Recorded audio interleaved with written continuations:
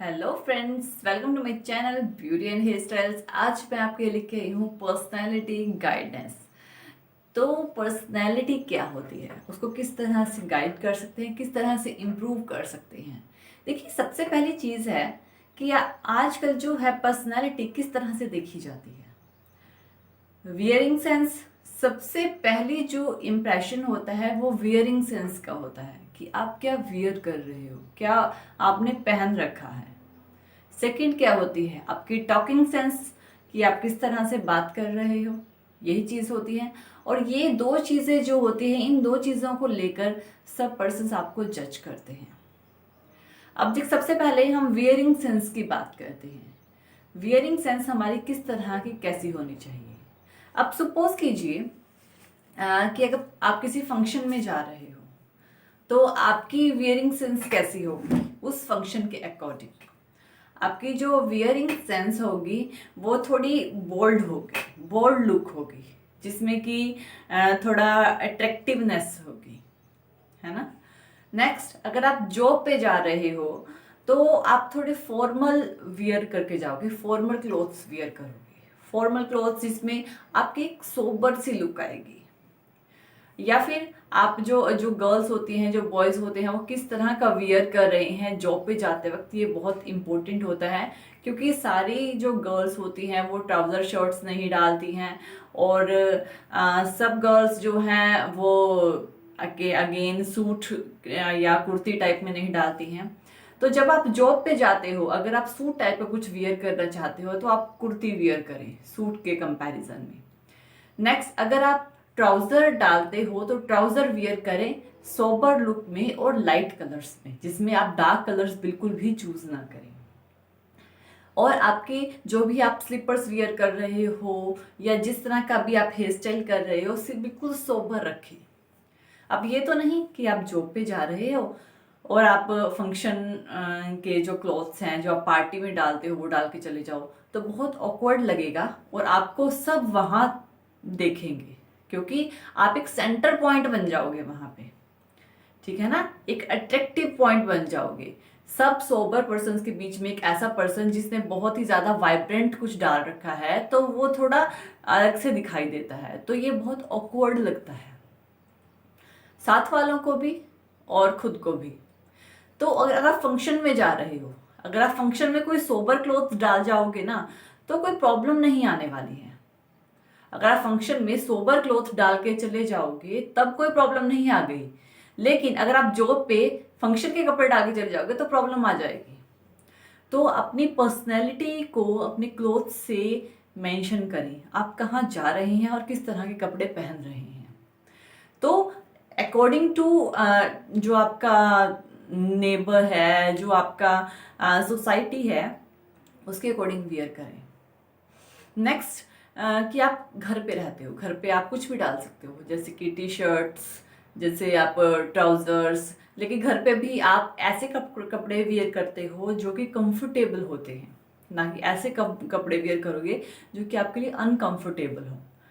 घर पे आप जो वियर करोगे थोड़े लूज होंगे, थोड़े कंफर्टेबल होंगे, तो इस तरह के कपड़े वियर करते हैं।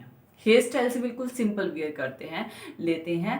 और इस तरह से आपको अपनी ड्रेसिंग सेंस का बहुत ध्यान रखना पड़ता है। सेकंड चीज, अगर आपकी सोसाइटी जहाँ पे आप किसी भी फंक्शन में जा रहे हो, अगर वो बोल्ड है तो बोल्ड कपड़े पहने, क्योंकि फंक्शन भी कई तरह के होते हैं, फंक्शन भी सब फंक्शन सेम नहीं होते हैं, बहुत डिफरेंस होता है फंक्शंस में भी, ठीक है।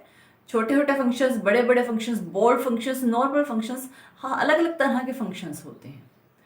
तो फंक्शन के अकॉर्डिंग भी वियर करें। ये नहीं कि जब मान लीजिए आप मैरिज में भी जा रहे हो, मैरिज में आपकी जो सोसाइटी है वो नॉर्मल सी है, लेकिन आपने बहुत ही ज्यादा बोल्ड कपड़े पहने हैं, तब भी आप सेंटर पॉइंट बनोगे उस पार्टी में भी। लेकिन कभी भी आपको इतना ज्यादा बोल्ड नहीं पहनना चाहिए, ठीक है। आपको उनके अंदर घुल मिल के रहना है, तो उसी के अकॉर्डिंग आप वियर करें। अगर आप बोल्ड पार्टीज में जा रहे हो तो बोल्ड वियर करें, तो अपने जो सिचुएशन है उसके अकॉर्डिंग वियर करें।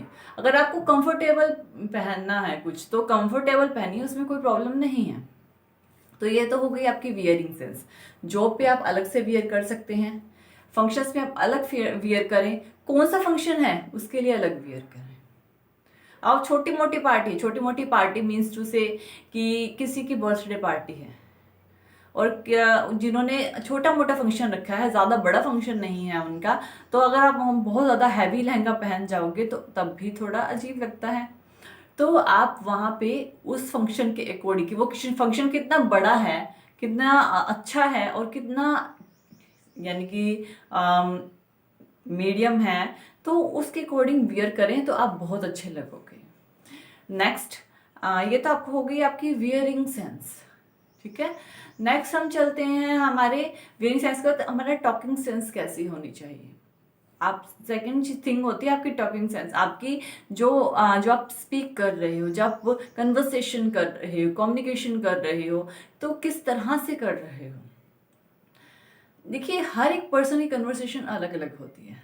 जैसे कि कुछ की जो कन्वर्सेशन होती है वो बहुत तीखी होती है, तो बहुत जैसे हर्ट करती है पर्सन्स को, चाहे वो कुछ कहना ना चाहे, ऐसे भी होते हैं। कुछ पर्सन्स ऐसे होते हैं और कुछ कहना भी चाहते हैं, बहुत स्वीटली बोलते हैं और उनका पता भी नहीं चलता। कुछ पर्सन्स ऐसे होते हैं जिनको कोई मतलब ही नहीं होता है, बस अपना एंजॉय किया और हल्की सी स्माइल रखी और चले गए नॉर्मल से बात करके।